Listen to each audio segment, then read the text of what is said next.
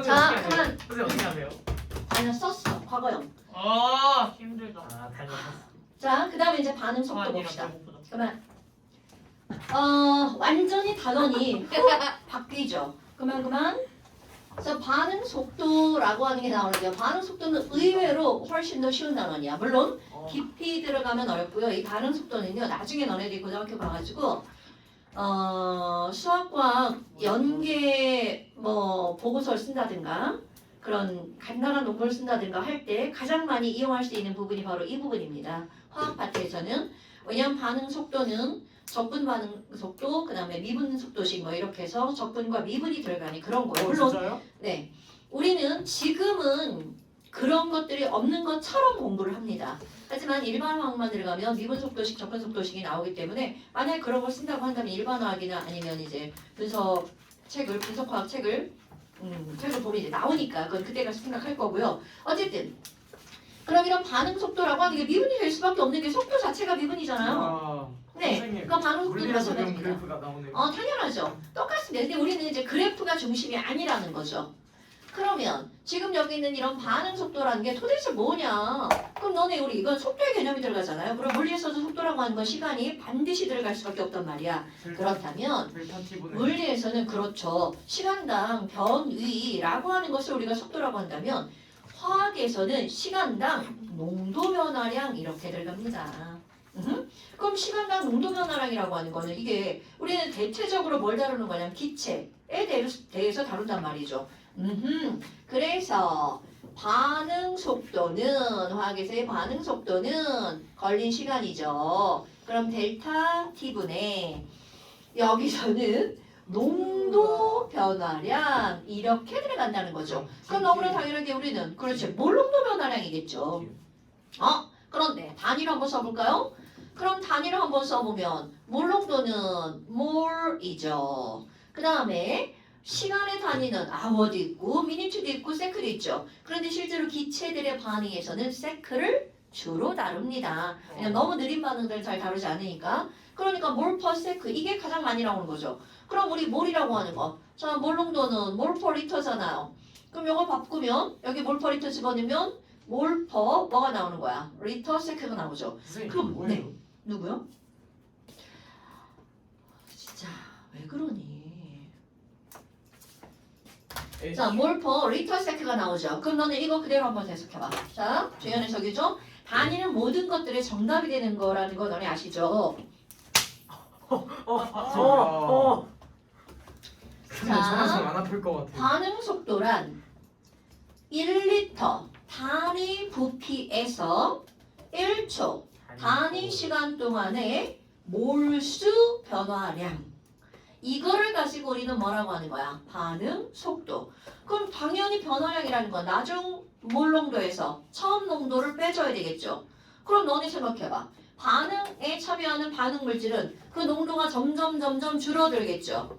그럼 반응 물질의 농도가 점점 줄어드니까 나중 농도에서 처음 농도를 빼면 그 부호가 마이너스가 나오겠죠. 그럼 반응 속도 앞에 마이너스가 붙으면 이건 반응물이구나. 그럼 생성 물질의 농도가 점점 늘어나죠. 그럼 나중에 처음을 빼면 그 농도값이 플러스가 나오니까 그 부호가 플러스가 나오면 이거는 물리에서 얘기하는 어떤 변이 그런 벡터 값이 아니고요. 얘는 늘어났냐 줄어들었냐 반응물이냐 생성물이냐 이런 것들을 말하는 겁니다. 그러니까 그런 부호에 크게 연연히 할 필요는 없어요. 그렇다면 지금 이런 것들을 그래프로 본다면 A라는 물질이 B로 변하는 걸 한번 생각해 봅시다. 그럼 A가 B로 변하는 걸 생각해 본다면 만약에 이제 뭐 개수를 A는 2B다 라고 했어. 그럼 A 농도 여기서 A의 몰 농도고요. 그럼 시간에 따라서 A의 농도는 점점 어떻게 될 수밖에 없어. 줄어들 수밖에 없겠죠. 그럼 가로축을 시간이라고 한다면 물리하고 똑같이 이 그래프의 기울기를 본다면 이것은 바로 뭐야? 델타 T분의 델타 A 농도구나. 하지마. 델타 T분의 델타 A 농도 변화량이겠죠? 그러니까 결국은 시간에 따른 농도 그래프가 나오면 이것의 기울기가 바로 뭐라는 거야? 반응 속도 V라는 얘기가 되겠죠. 오케이? 그러면 이렇게 접선의 기울기를 해놓으면 이건 순간 반응 속도일 거고요. 이거 물리하고 똑같습니다. 개념은. 그러면 구간을 이렇게 놓으면 이거는 그 구간에서의 평균 반응 속도를 말해주는 거겠죠. 그러니까 지금 이런 것들은 별게 없어요. 물리 개념으로는 여기까지가 끝나고요. 그렇다면 이제 우리 나오는 거. 야, 우리 일상에서 일어나는 반응을 빠른 반응과 느린 반응으로 한번 나누어 보자. 그럼 빠른 반응은 뭐가 있니? 일단 빠른 반응, 연소 반응 겁나 빠르죠. 그 다음에 녹쓰는 반응은 느린 반응이죠. 불꽃 반응색, 불꽃 반응 실험, 불꽃놀이 빠른 반응이죠. 그것도 일종의 연소 반응이니까.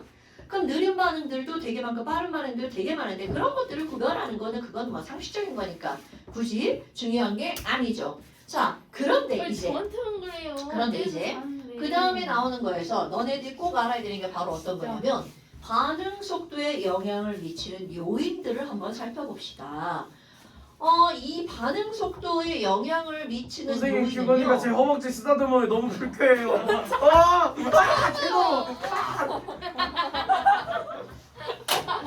진짜 어머니! 진짜 중2 남학생 5-7명 너무 힘들어요. 더러워.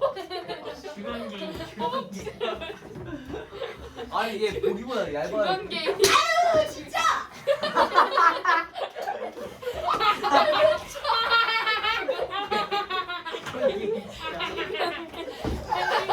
안티페이야. 이렇게 자유롭게 여자 안 될 것 같으니까 남자 생각하네. 이 여자 안 될 것 같으니까 남자 생각하는. 연애 안 그만. 남자 분명. 그만 방해. 그만.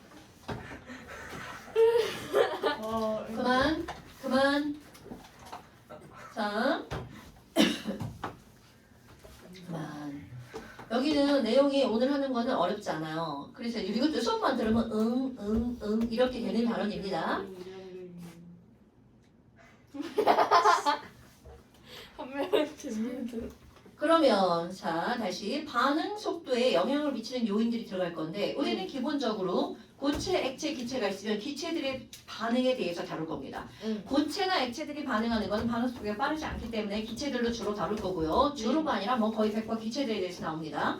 자 그러면 이런 반응 속도 영향 요인이 들어갈 건데 그럼 첫 번째 너네들 봐봐. 내가 지금 이거는 A가 EB로 변하는 거 이렇게 말을 했단 말이야. 그런데 A와 B가 반응해서 어떤 물질이 만들어지는 이런 반응들을 생각을 한번 해봅시다. 그럼 가장 기본적으로 어떤 공간 안에 A와 B가 들어있는 게 기본이잖아요. 그럼 A, B가 서로 멀뚱멀뚱 부딪히지 않고 아니요. 쳐다만 보고 있다면 반응이 안 일어나겠죠. 온도. 그러니까 A와 B가 어떻게 해야 돼? 충돌을 해야지만 반응이 일어날 수밖에 없겠죠. 물론 중요한 거야. A와 B가 충돌을 하잖아요. 그럼 이들이 충돌하는 횟수가 많으면 많을수록 반응 속도가 어떻게 될 수밖에 없어? 빨라질 수밖에 없겠죠. 그런데 여기서 용어 하나가 나옵니다. 충돌을 한다고 무조건 반응이 일어나는 것은 아니겠죠. 그럼 충돌을 해서 반응이 일어날 수 있는 적당한 충돌이 있죠. 그런 걸 우리는 뭐라고 하는 거냐면 용어입니다. 유효 충돌이라고 말을 하죠. 먼저 활성화하는 것까지 갔어요. 아니요. 이제 이거 용어 쭉 설명할 거예요. 그러면 반응이 일어나지 않아 충돌을 했는데도 불구하고 그런 걸 우리는 뭐라고 하는 거냐면 비유효 충돌이라고 합니다. 이건 용어 설명이야. 내가 말을 쓸 거기 때문에 그런데 충돌 횟수가 늘어나면 유효 충돌 횟수도 늘어나고 비유효 충돌 횟수도 늘어나겠죠. 네. 그럼 어쨌든 반응이 빨라지려면 충돌 횟수가 늘어나야 된단 말이야. 그럼 네. 충돌 횟수가 늘어나기 위한 조건들이 바로 어떤 게 있니? 첫 번째, 가장 먼저 들어가는 게 농도가 들어갑니다. 그럼 농도가 진해질수록 충돌 횟수가 많아지겠죠. 그렇네요. 이거는 너무 당연한 거야. 압력, 시험에서 압력. 너네들 A하고 B하고 있어. A 2개, B 2개면 이들이 충돌 가능한 수는 2 곱하기 2. 4번의 충돌 경우수가 나오죠. 그럼 얘가 3이고 3이야. 그럼 하지마! 9점 그만! 구요. 그만! 3 구, 곱하기 구. 3이니까 충돌 횟수는 9죠. 그럼 이렇게 충돌 횟수가 늘어나야 유효 충돌 횟수도 늘어나서 반응 속도가 빨라질 수밖에 없다는 아. 뜻이겠죠. 이게 가장 보편적으로 설명을 하는 거야. 그 다음에 또 하나는 내가 지금 기체에 대해서 얘기했단 말이야. 그럼 기체라고 하는 것은 압력이 증가하면이라는 거죠. 정도에서 그렇죠. 압력이 증가하면 부피가 줄어드니까 자, 또 역시 뭐가 늘어나는 거야? 농도가 늘어나는 거죠. 그러니까 결국은 우리 기체에서는 압력도 뭘로 축약이 되는 거야? 농도로 축약이 되어버리겠죠. 그럼 농도로 축약이 되는 것 또 하나 한번 해볼까요? 표면적 들어갑니다. 그러면 이런 표면적이라고 하는 거는 그런데 우리 이게 만약에 고체였다면 표면적이 되게 중요한 역할을 합니다. 내가 이제 이게 약이라고 하면 생각해봐. 알약이야, 알약. 알약을 꾹꾹 먹었어. 그럼 알약이 위에서 녹아서 흡수가 되는 거죠. 뭐하냐? 아, 지금 너무 자주 방해를 하죠? 그건 게임. 아니 치즈키가 진짜. 바람직하지 않아? 그만해. 그만해. 수업 계속 끊기잖아? 진짜. 자, 그러면 이 알약을 너네들이 씹어 먹었다고 생각해. 알약을 씹어 먹으면 안 되죠. 쓰죠. 알약을 갈아왔어. 우리 아기 때는 알약을 가루야. 갈아주잖아요. 진짜 그러면 그래서 가루라고 이거를- 만들잖아요. 네, 가루로 만들죠. 아, 그런데 없어요. 자, 가루로 만들면 어떤 일이 벌어지니? 똑같이 쓴 거 아니에요? 똑같은 크기인데요. 똑같은 크기인데 전면적이 늘어나요. 접촉하는 면적이 아까는 안에는 접촉을 안 했죠. 그럼 침하고 접촉하는 아니면 위에 가고 접촉하는 면적이 어떻게 돼요? 훨씬 더 넓어지죠. 그러다 보니까 비율. 흡수하는 양이 단위 시간 동안 훨씬 더 어떻게 되는 거야? 많아질 수밖에 없죠. 의사 선생님이 이걸 알약을 줬는데 임의로 갈아 먹으면 쇼크가 일어날 수도 있대요. 흡수 속도가 너무 빨라서. 그러니까 거기서 갈아주는 건 양 조절을 해서 알아서 갈아주는 거고요. 그럼 결국은 무슨 얘기야? 표면적이 커진다는 건 고체나 액체에서는 이거를 다 쪼개놓는 거죠. 그런데 기체는 이미 다 쪼개진 상태죠. 그러니까 쪼개진 상태니까 전체 물질의 표면적이 늘어난다는 것은 몰수가 늘어난다는 거죠. 그러니까 표면적이 늘어나면 방해원이 충돌 횟수가 어떻게 되는 거야? 여기서 이건 라지 V입니다. 잘못하면 속도 V라고 할 수 있겠네요. 왜 그럼 얘는 했잖아요. 표면적이 늘어나면 얘네들은 역시 충돌 횟수가 어떻게 되는 거야? 늘어나겠죠. 그러니까 결국은 기체에서는 농도, 압력, 표면적이 한꺼번에 뭘로 묶여버린다고요? 농도로 묶여버립니다. 그러면 이제 두 번째 뭐가 나오니? 온도라는 개념이 나옵니다. 온도. 활성화 에너지를 먼저 할까요? 촉매라는 개념이 나옵니다. 2번이 저기에도 있는데요. 그래요. 자, 촉매를 먼저 한번 해볼까요? 촉매라는 말은 들어본 적이 있을 수도 있고 뭐 처음 듣는 말일 수도 있어요. 그럼 이런 촉매라고 하는 거는 지는 빠르게 하거나 느리게 하거나. 그렇지. 어디서 들어봤죠? 화원 할 때 잠깐 나왔던 거. 맞아요. 화학 원할 때? 잠깐 나왔는데. 생물에도 나오잖아. 네, 어디가요? 그래요. 촉매는 이제 지금 말을 했으니까 촉매라고 하는 건요. 자신은 변하지 않으면서 남의 반응 속도를 조절하는 물질을 촉매라고 합니다. 그런데 사실은 촉매가 중학교 때 변하지 않는 게 아니에요. 변합니다. 쫄라 열심히 막 일을 해. 그런데 반응이 제일 마지막에 반응해서 원상 물질로 돌아옵니다. 그러니까 처음과 끝을 보면 마치 변하지 않는 것처럼 보이는 거죠. 그렇다면 지금 여기서 이제 우리 뭐를 한번 해볼 거냐면 이건 이제 예를 들어서요. 내가 이제 가로축은 세로축은 엔탈피 에너지고요. 가로축은 반응 시간, 반응 경로입니다. 그런데 이제 빗대서 말을 할 거야. A라는 친구가 여기서 이렇게 반응을 준비하고 있어요. 그런데 이 A라는 친구가 저쪽에 B한테 야, 나 공차기를 해야지. 공놀이를 하고 있는데 이 공을 잡고 저쪽으로 넘길 거야. 자, 중요한 거 나옵니다. 근데 얘가 공을 뻥 찼어. 뻥 찼는데 여기에 탁 가서 걸친 거야. 그럼 이 공은 다시 떼구르르 굴러내려오죠. 저 어디서 본 그림. 그럼요. 선생님 이함수 할 때 본 거 같아요. 뭐 할 때? 일함수. 아. 물리에서 뭔가 비슷한. 맞아요. 물리도 나오고 식물에도 나오죠. 그러니까 가장 기본적인 것들은 이런 어떤 에너지 개념이라는 거야. 그럼 너네들이 이게 바로 뭐냐면 공부를 조금만 하면 성적이 잘 안 나온다는 거죠. 그러니까 어느 정도 한계를 넘어가야 문턱을 넘어가야 그게 효과를 발휘한다는 거야. 그렇다면 지금 이 친구가 공을 저쪽에 있는 친구한테 넘기려면 최소한 공은 어디까지 올라가야 돼? 여기까지 올라가야 되겠죠. 자, 이렇게 화학 반응도 마찬가지입니다. 네. 이 공을 넘기기 위해서 또는 화학 반응이 일어나기 위해서는 네. 최소 요만큼의 에너지가 공급되어야 되겠죠. 네. 이렇게 어떤 반응이 일어나기 위해서 필요한 최소의 에너지 이런 걸 우리는 뭐라고 하는 거니? 활성화 에너지라고 말합니다. 자, 다시 중요한 겁니다. 그렇군요. 활성화 에너지라고 하는 말은 기호로 쓰면 에너지니까 이고요. 그래서 활성이라는 말은 활동, 액티브라는 말을 씁니다. 그래서 액티베이션 에너지, 활성화 에너지는 EA라고 표현하는 거고요. 활성화 에너지는 어떤 반응에서 반응이 일어나려면 최소가 필요한 거죠. 반응이 일어나기 위한 최소의 에너지 이런 걸 우리는 활성화 에너지라고 하는 거야. 그럼 역반응이 일어나려면 역반응의 활성화 에너지 이만큼 되겠죠. 그럼 너네들이 배운 바에 따르면 반응물과 생성물의 엔탈피 차이 이만큼을 우리는 뭐라고 그래요? 델타 H라고 하죠. 이만큼을 활성화 에너지 EA라고 하죠. 어머, 그럼 역반응이 일어나기 위해서는 활성화 에너지 졸라 더 많이 필요하네요. 그럼 역반응의 활성화 에너지는 정반응의 활성화 에너지에다가 델타 H를 더하게 하면 그만큼이 나오겠죠. 네. 너무 당연해. 그런데 아니 이 공을 넘기려고 했어. 이게 도연이라고 해봐. 근데 옆에 있던 용진이가 너무 착한 거야. 도연아 잠깐만 기다려봐. 내가 요 산을 좀 깎아줄게. 그래서 그 산을 막 깎아줍니다. 깎아줄 정도면은 이렇게 정신 아니에요? 됐어요. 아니 물론 손으로 안 깎죠. 막 손브레인을 막 들고 친구 왔어요. 도와주려고. 야 내가 너 도와줄게. 이지랄하면 그게 막 산을 막 파는 거야. 그러면 활성화 에너지가 줄어들었죠. 네. 그러면 공 넘기기가 어때? 훨씬 쉬워지겠죠. 이렇게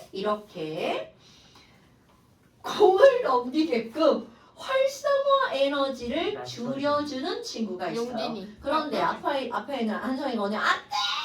그럴 수 없어! 그러더니 막 삽질을 하더니 산을 막 이렇게 와. 쌓아놨어요. 와 이건 그러면 이거는 활성화 에너지가 늘어나는 거니까 아, 맞아. 반응이 느려지겠죠. 네. 자, 이렇게 어떤 화학 반응에서 반응을 빠르게 하거나 느리게 하는 물질 이런 걸 뭐라고 하는 거니? 바로 촉매라고 말한답니다. 자, 중요한 단어 나온 거야. 촉매란 무엇을 조절하는 거냐면 EA. 활성화 에너지를 조절해서 결국 반응 속도를 어떻게 하는 거니? 조절하는 물질이야.